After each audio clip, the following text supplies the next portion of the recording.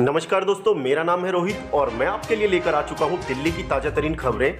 दोस्तों, अगर आप दिल्ली से हैं या फिर आप किसी भी स्टेट से हैं, अगर आपको ये वीडियो पसंद आता है तो वीडियो को लाइक करें और चैनल को भी सब्सक्राइब कर लें, क्योंकि दोस्तों इस तरह की वीडियोस बनाने में हमें काफ़ी समय लगता है और काफ़ी मेहनत करनी होती है। तो आपसे छोटी सी रिक्वेस्ट है, आप इस चैनल को सब्सक्राइब कर लें।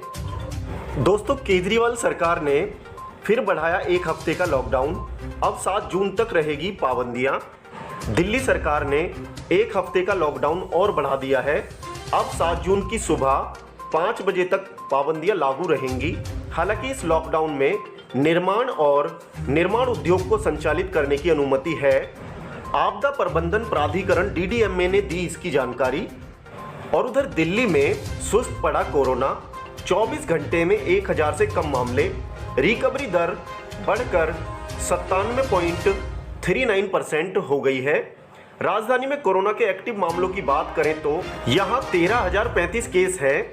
वहीं होम आइसोलेशन में अब कुल 6,303 मरीज हैं। इसके साथ ही दिल्ली में रिकवरी दर बढ़कर 97.39% हो गई है। और उधर दिल्ली सरकार से 5,000 रुपये आर्थिक मदद लेने वाले ऑटो टैक्सी व ई रिक्शा चालकों के लिए जरूरी खबर। वित्तीय सहायता के लिए आवेदन करने वाले चालकों को परिवहन विभाग की वेबसाइट पर जाना होगा, जहां उपलब्ध लिंक पर क्लिक करने के बाद PSV बैच धारक और पैरा ट्रांजिट वाहन चालकों व परमिट धारकों के आवेदन को लेकर अलग अलग विकल्प दिखेंगे। और उधर सोमवार से अनलॉक हो रही दिल्ली में क्या खुलेगा और क्या रहेगा बंद, दी गई गाइडलाइन।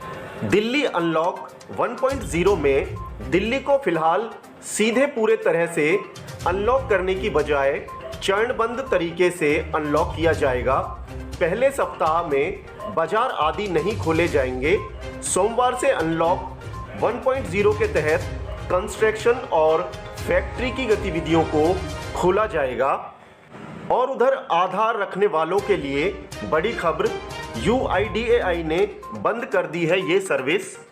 अगर आपके पास भी आधार कार्ड है और आप उसमें कुछ भी अपडेट कराना चाहते हैं तो आपके लिए बड़ी खबर है।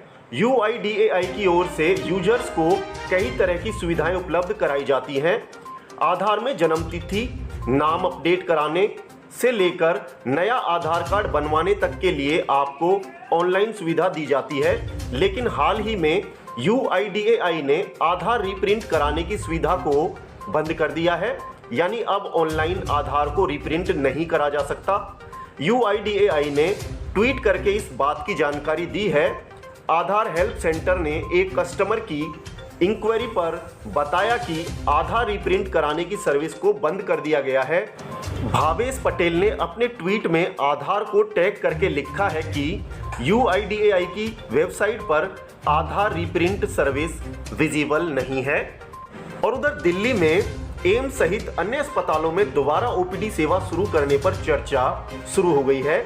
सफदरजंग RML व लेडी हार्डिंग मेडिकल कॉलेज में OPD चल भी रही है। उम्मीद है अगले माह के दूसरे सप्ताह से अस्पतालों में भी OPD सेवा चरणबद्ध तरीके से शुरू की जाएगी।